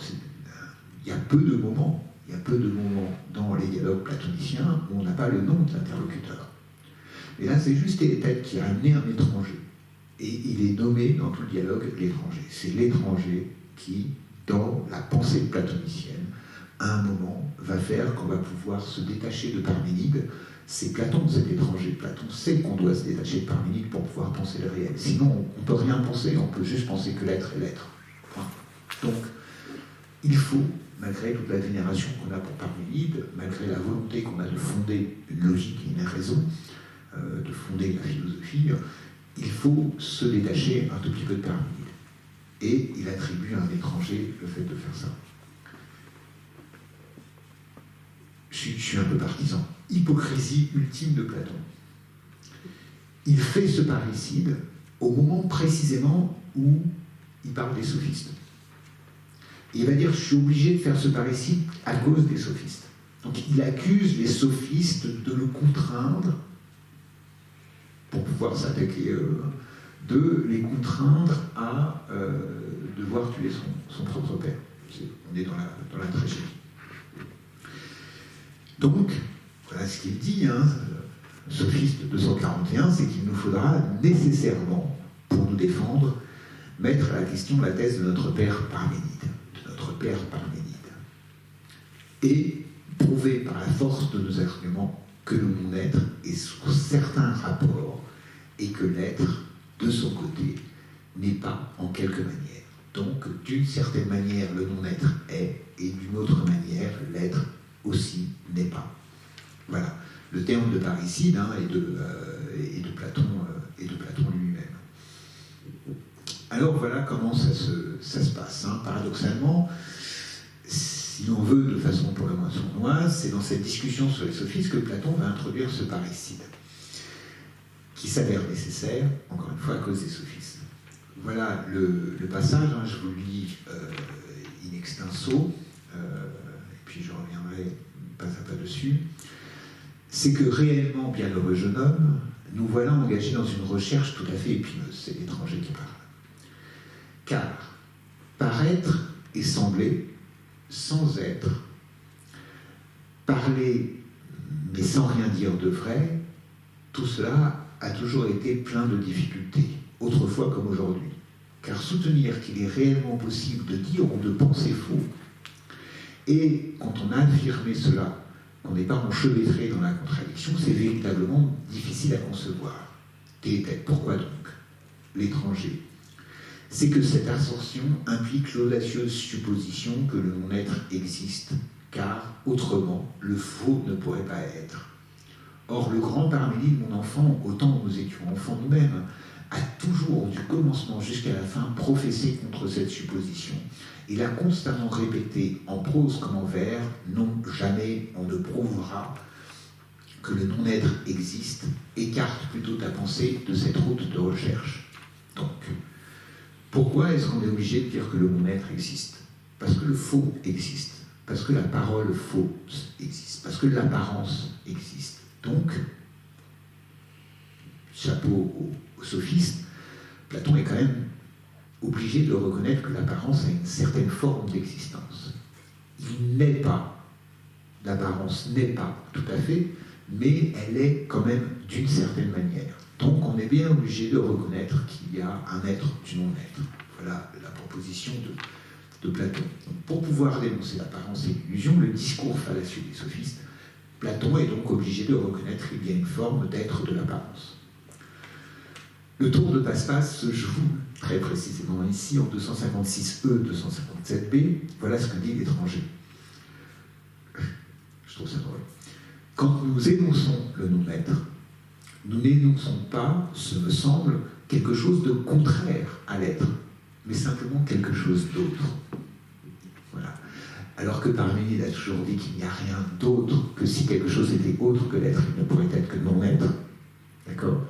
Et là, il est en train de dire que le non-être n'est pas le contraire de l'être, mais quelque chose d'autre. Quelque chose qui serait entre l'être et le non-être. Donc voilà Platon qui était obligé de s'opposer au principe d'identité, qui était obligé de faire un écart par rapport au principe d'identité pour sauver les phénomènes, pour la possibilité d'une pensée du multiple, pour la possibilité de penser ne serait-ce que la diversité des idées, pour aussi et d'abord accuser les sophistes de produire un discours faux. Voilà, sa première justification, c'était de dire ce que tu racontes c'est faux, ta réalité, la réalité dont tu me parles, elle est fausse, et pour ça, je suis obligé de dire qu'il y a un être du non-être. Voilà ce qui en découle chez Platon. Voilà ce qui va résulter, donc je vous le donne un petit peu rapidement, parce que je vais être super en retard. Donc, Platon va distinguer 3 degrés de réalité. Ce qui est pure image et pure apparence n'est pas. Ceci n'est pas une pipe de Magritte. Vous avez une image, l'image d'un lit n'est pas un lit. Bon. Tout le monde sensible, tel que vous le percevez, est le monde du devenir, où les choses sont et ne sont pas en même temps. Platon reconnaît que dans le monde sensible, dans le monde du devenir, les choses sont et ne sont pas en même temps continuellement. D'accord ? Qu'est-ce qui résiste à ça ? Ce qui résiste à ça, c'est l'essence des choses. Ce qui résiste à ça, c'est l'idée. Les idées de chaque chose qui correspondent à l'essence des choses, elles restent identiques à elles-mêmes et sont immuables. L'homme, il naît, c'est-à-dire qu'il passe du non-être à l'être. Il grandit, et puis il vieillit, et puis il meurt. Il devient, il se transforme, il change, il disparaît. Il apparaît, il disparaît. L'homme, vous, moi, nous sommes du monde sensible. L'idée d'homme reste la même. À travers la multiplicité des hommes, il y a une multiplicité infinie d'hommes. Eh bien, ce qui reste identique, ce qui est identique à tous les hommes, c'est ce qui fait l'essence de l'homme.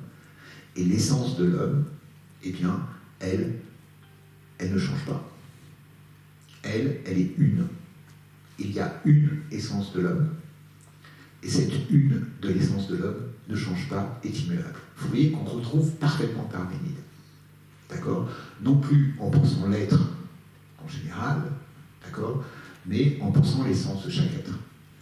En fait, ce qui est en train de faire Platon ici, mesdames, messieurs, c'est que derrière la réalité qui est la réalité dans laquelle vous vivez, qui est une réalité de sensation, qui est une réalité de perception, Platon est en train de vous dire que, au-delà de toutes ces perceptions-là, la vraie réalité, c'est celle des essences. Que tout ce que vous percevez, cette opinion, que tout ce que vous percevez, cette apparence, il est en train d'inventer, à travers cette notion d'essence, une réalité qui est au-delà des apparences. Et cette réalité qui est au-delà des apparences, qu'il appelle l'essence, c'est la seule qui est soumise, l'on peut véritablement soumettre à la logique.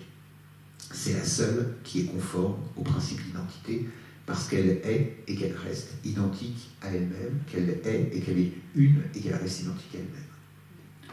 Comment fait-on en philosophie pour amener le Quidam à penser philosophiquement et à penser du coup l'essence des choses? Puisque finalement, ce qui nous intéresse en philosophie, comme disait Platon lui-même, c'est pas son voisin, c'est pas vous, c'est l'essence de l'homme.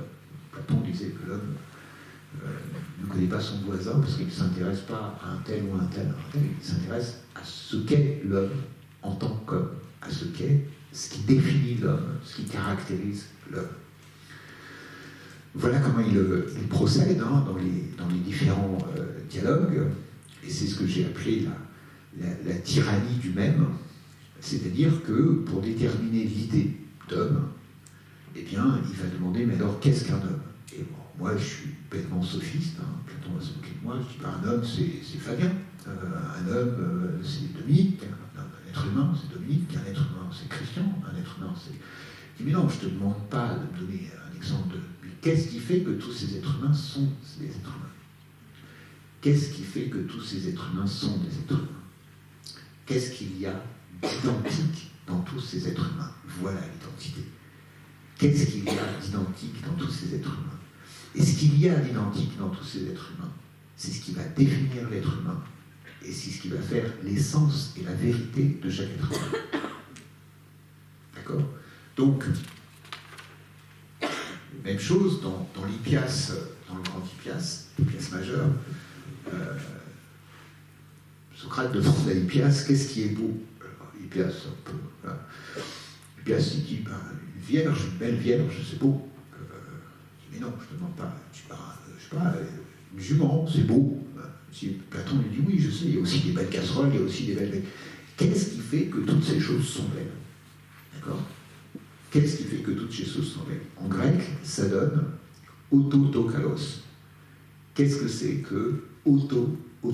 Qu'est-ce que c'est que le beau même? D'accord? Voilà l'identité.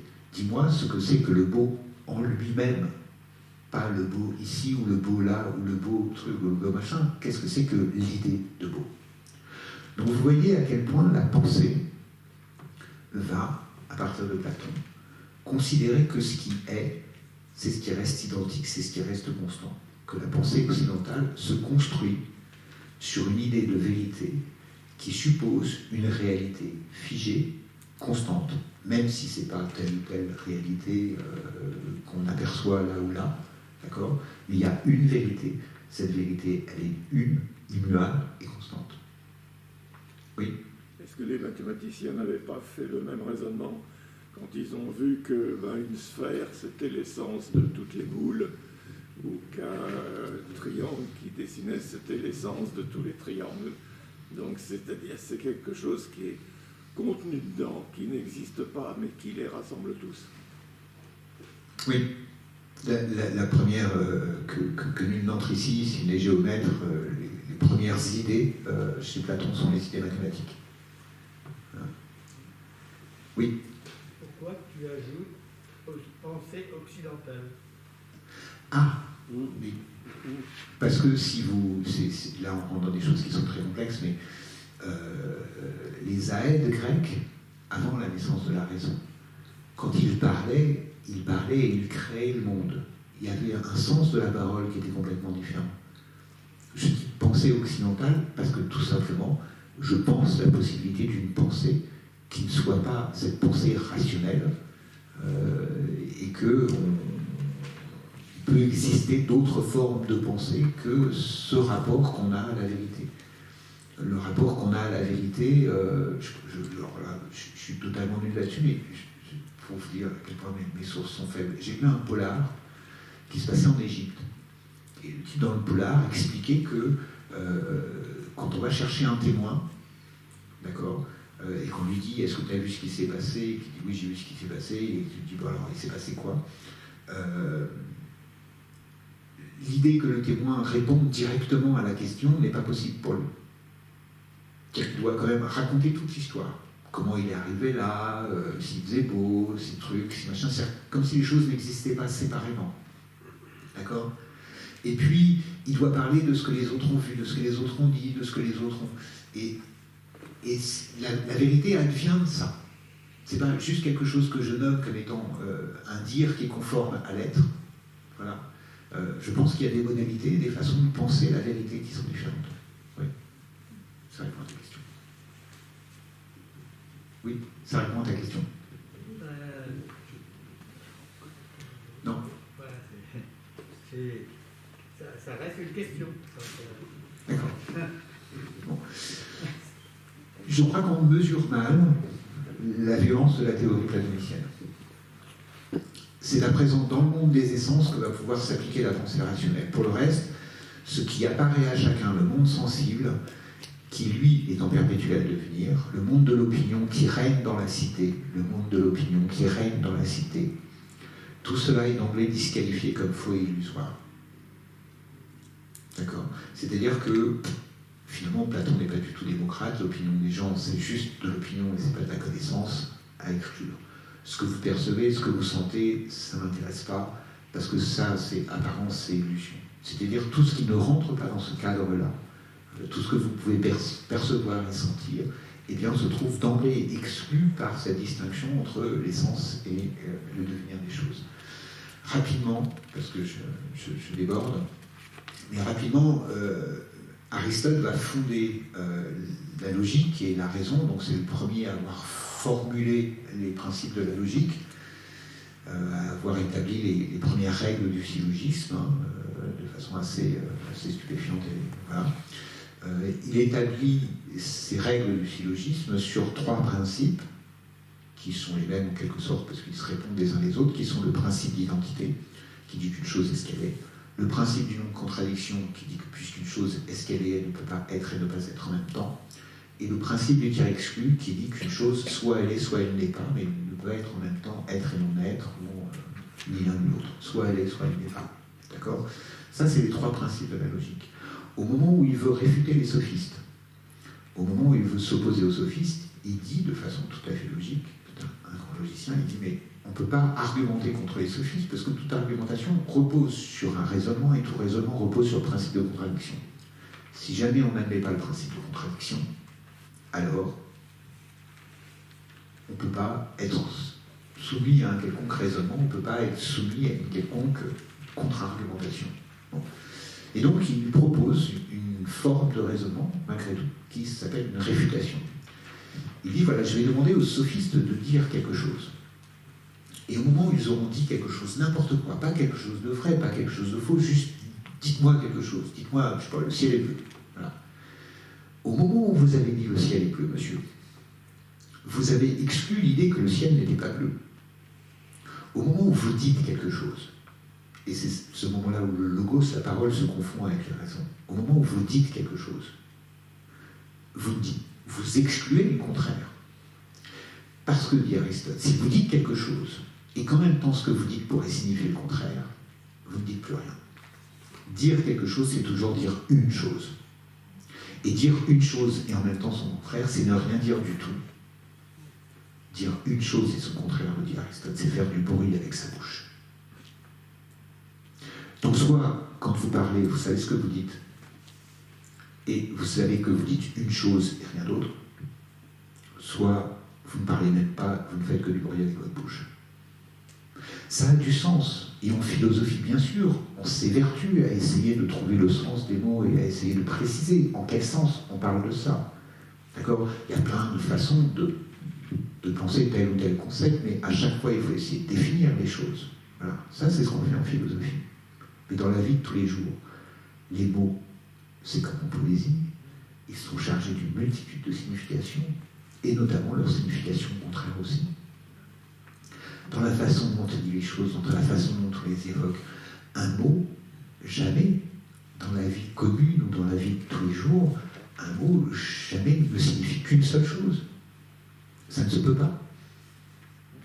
Le principe de la logique se fonde à la fois sur l'identité de l'être, et de cette identité de l'être, elle va amener à une identité de signification, qui dit que les choses ont un sens, et pas une infinité de sens, et pas une multiplicité de sens, elles ont un sens et un seul. On peut se tromper, mais il n'y a qu'une seule vérité. Voilà. Donc, très simplement, je vais conclure de tout cela. J'ai, comme vous savez, parce que j'en parle parfois, j'ai fait des études de médecine, parce que je pensais que c'était bien de soigner les gens et de s'occuper des gens. Et puis, j'ai eu affaire à ça. J'ai eu affaire à des patients qui disaient j'ai mal, et puis j'allais voir mon boss, je disais il a mal, et je dis non, c'est n'importe quoi, c'est pas vrai, il a pas mal.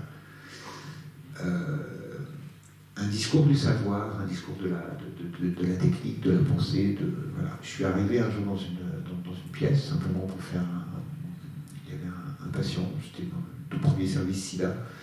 Et je suis venu pour faire un examen neurologique. Donc je fais un examen neurologique, je lui mets, et puis à un moment, le type commence à m'engueuler. Et clairement, j'en ai marre de vos conneries, mais qu'est-ce que c'est que ça encore? Mais qu'est-ce que vous foutez là? Mais barrez-vous, quoi. Voilà. Et là, je m'assieds simplement et je commence à écouter. Je commence à discuter avec lui, je prends le temps, je sais pas. Bon. Il y a un moment où tout ce que l'on peut penser scientifiquement, tout ce que l'on peut penser rationnellement, achoppe à la présence de l'autre, achoppe face à l'autre.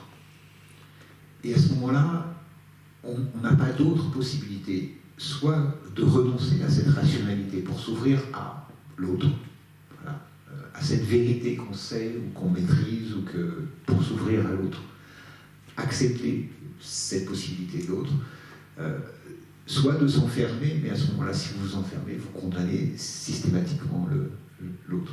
Voilà, ce qui fait que le mode de pensée scientifique que j'adore les mathématiques, j'adore la logique, j'adore tous ces trucs-là, je biche, je trouve ça merveilleux intellectuellement. Voilà. Mais il y a toujours un moment où vous avez à décider. Soit vous renoncez à la logique, soit vous renoncez à l'autre. Voilà. Je vais faire mon propos.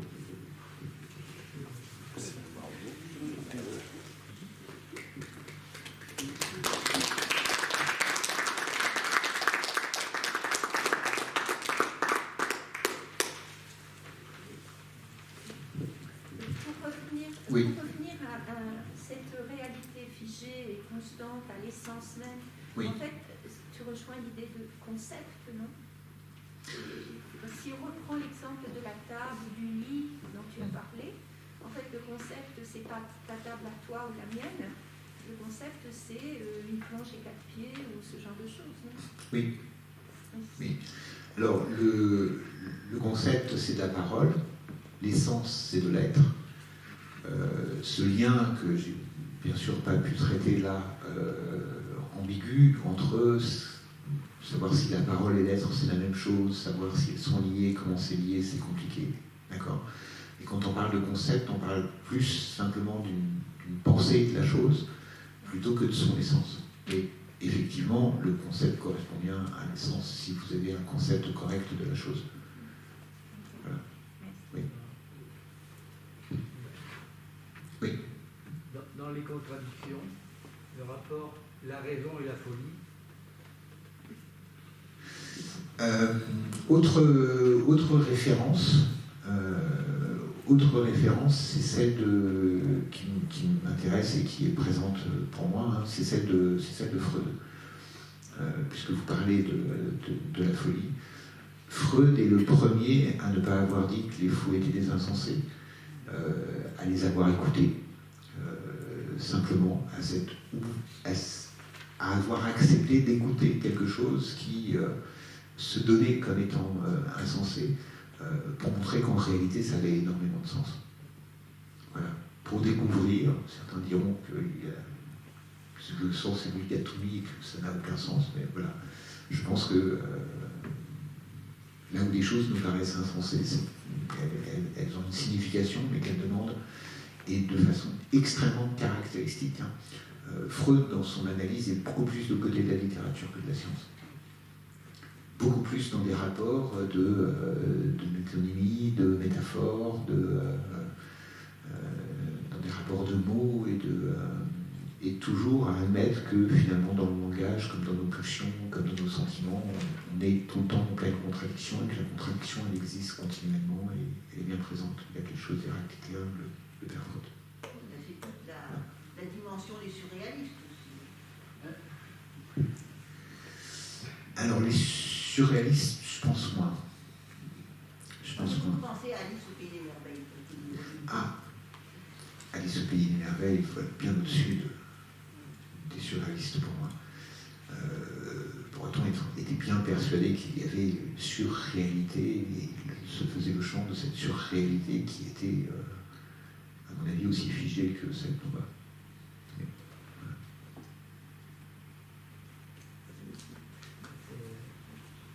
Oui. Moi j'ai bien aimé le passage sur les sophistes, on serait peut-être deux à les défendre finalement. Mais... Ouais. Effectivement, c'est des gens qui sont fatigants, genre, dans la société. Parce que, genre, moi j'ai noté en même temps de ton discours, j'ai noté comme ça en marge, qui peuvent remettre en cause effectivement l'universalisme, c'est-à-dire pas de standard sur la pensée, la parole est libre, on n'a pas une intelligence figée, c'est des gens qui ne sont pas dogmatiques, par définition. Donc ça peut être très fatigant pour une démocratie, quoi, finalement. Ça peut être quoi? Ça peut être fatigant pour une démocratie. Pourquoi fatigant? Parce que c'est des gens qui sont en permanence en train de pousser la démocratie à son maximum à chaque fois. En fait. Ils remettent tout en cause. Alors c'est une remise en question permanente. Alors, ça m'a fait penser à ça, en fait, finalement. Oui. C'est des ultra-démocrates, finalement. Ouais. En fait, on aimerait bien en politique que les hommes soient raisonnables et soient rationnels. C'est-à-dire quand il y a un problème ou quand il y a des désaccords, on imagine, parce qu'on est dans cette pensée occidentale et on imagine que les hommes pourraient s'asseoir les uns à côté des autres et puis raisonner objectivement sur les choses et trouver un accord rationnel sur les choses. Mais ça ne se passe jamais comme ça. D'accord? Comme disait Rousseau, nous ne sommes pas dans une cité de philosophes où tout le monde est rationnel. Nous vivons tous avec des sentiments, nous vivons tous avec des perceptions qui sont différentes. Et ce qui fait la politique, c'est ça. Ce qui fait la réalité de la vie sociale et de la vie politique, c'est toute cette variété de perceptions et ses sentiments et ses opinions. Les sophistes ont eu un rôle assez considérable dans la Grèce antique, dans l'élaboration de la démocratie. Parce que précisément, ils ont montré qu'on pouvait défendre les opinions et qu'on pouvait faire paraître telle opinion autrement et telle opinion autrement. Voilà. C'est une forme de liberté. L'essence que définit Platon, finalement. Pardon ? Ils ne sont pas en désaccord sur l'essence, pas forcément sur l'essence que définit Platon. Ah si, radicalement, les sophistes. Je ne sais pas, je ne l'ai pas. Alors, tu l'as dit, je ne l'ai pas forcément ressenti comme ça, mais voilà. Il n'y a rien qui est fondamentalement identique et qui reste identique chez les sophistes. Il n'y a pas d'essence de l'homme, il y a Fabien, il y a toi, il y a... Ce qui est identique pour eux, leur sens à eux, c'est qu'il y a un mouvement perpétuel. Désolé de rassurer personne, mais il y a un mouvement permanent. Et c'est le mouvement de la démocratie. Chacun, on peut dire des bêtises, et puis demain on dira autre chose, mais désolé, mais la démocratie c'est ça. Il faut l'accepter. Moi, ce que je comprends des sophistes, c'est ça. Je pense que ça. L'essence pour les sophistes, c'est le mouvement perpétuel du logo, quoi, de la parole, de la pensée, de la complexion des gens qui s'expriment finalement, la distinguo entre l'être et la parole. Quoi. C'est ça que je pense que la démocratie. Je vais dire possible. Je vais ni infirmer comme les espions, je vais ni infirmer ni confirmer. Oui. C'est curieux, parce que là, tu reviens, tu dis la pensée occidentale. Oui, non, mais je maintiens que c'est la pensée. Je pense que c'est un mode, je parle bien d'un mode précis de pensée. Hein. C'est indéniable. Tu veux savoir qu'est-ce que c'est la pensée occidentale pour toi? Non, mais c'est là aussi, on peut dire que c'est un type de pensée. Oui. Il y a aussi d'autres types de pensée. Oui, bien sûr. Voilà, non mais... Bien sûr. Mais en fait, la chose est simple, c'est que ce principe d'identité, c'est précisément une des choses principales qui fondent la pensée occidentale, pas les autres pensées, la pensée occidentale. Et si on en discute aujourd'hui, c'est parce que nous sommes plus ou moins des occidentaux, et que ça nous intéresse de savoir ce qui peut fonder une pensée qui est celle de notre culture. Ah, oui, mais justement, ça pose une sacrée question. Dans la mesure où la politique aujourd'hui va s'orienter et travailler sur l'identité, et ce problème d'identité,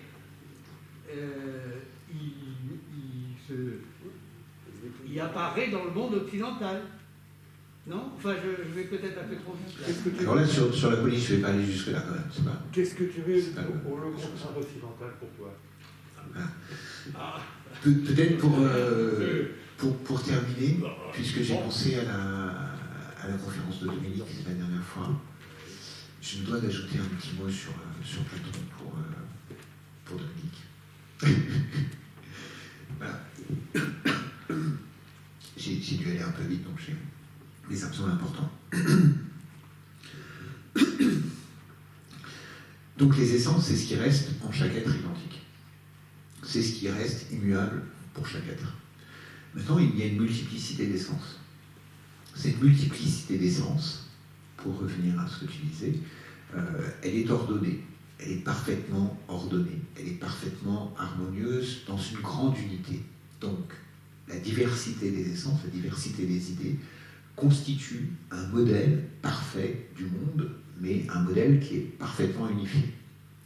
Et ce qui unifie ce modèle, tantôt Platon l'appelle l'un, qui serait à l'origine de toute chose, donc toute chose finalement renvoie à une unité, et tantôt, c'est de cela dont parlait Dominique la dernière fois, tantôt il l'appelle le bien, et il dit que le bien est au-delà des essences, c'est-à-dire que le bien n'est pas une essence.